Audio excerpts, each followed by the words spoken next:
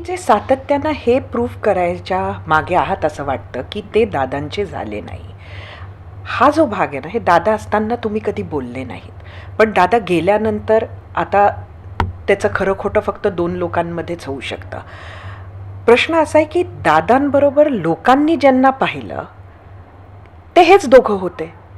त्यामुळे का म्हणून तुम्ही म्हणताय ते लोकांनी ऐकावं, मानावं, नाही बघा. आणि तुम्ही कशावरून त्याच दोघांना टार्गेट करताय? नाही, टार्गेट त्याच दोघांना करतोय. आता त्याचं एक उदाहरण तुम्हाला सांगतो. एक तर मी ते पत्र काही महिन्यांपूर्वी अधिवेशनाच्या वेळेस दाखवलं होतं.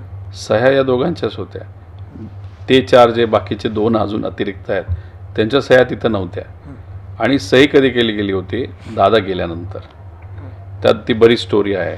गोयल साहेबांचं स्टेटमेंट वगैरे ते त्या खोलात मी जाणार नाही. मग सही तुम्ही केली म्हणजे कुठं ना कुठंतरी तुम्ही पक्षाची धुरा तुमच्या हातात यावी यासाठी घाई गडबड तुम्ही तिथं करत होता, बाकीच्यांना विश्वासात न घेता. हे तिथं त्या ठिकाणी सिद्ध होतं. त्याच्याचबरोबर दादांबरोबर आम्ही जेव्हा होतो तेव्हा दादांचं आणि या लोकांचं खूप चांगलं नाही हे आम्हाला माहीत होतं. सुनील तटकरेंचं नक्कीच चांगलं होतं. मी प्रफुल्ल पटलांचं तिथं म्हणतोय.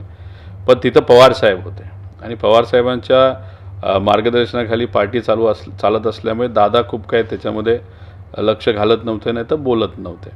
पण जेव्हा शेवट 4 महिने दादांबरोबर पिंपरी चिंचवड, पुणे, जिल्हा परिषद या प्रचारामध्ये जेव्हा मी फिरत होतो आणि दादा व्यक्त होत होते तेव्हा ते या दोघांबद्दल जरा जास्तच व्यक्त झाले होते.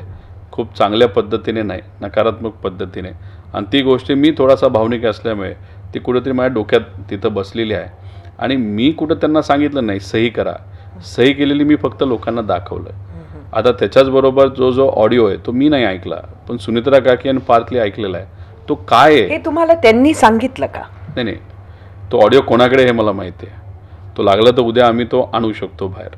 पण त्यांनाच तुम्ही विचारा, पार्थ आणि सुनित्रा काकींना, ऑडिओ काय आणि काय बोललं गेलं. तुमचं शेवटचं बोलणं कधी झालं पार्थ, जय, सुनित्रा? नाही, जयबरोबर मी आधी संपर्कात होतो, पण पार्थचं ते VSR विमानामध्ये त्यांनी प्रवास केल्यानंतर मी काय बोललो नाही.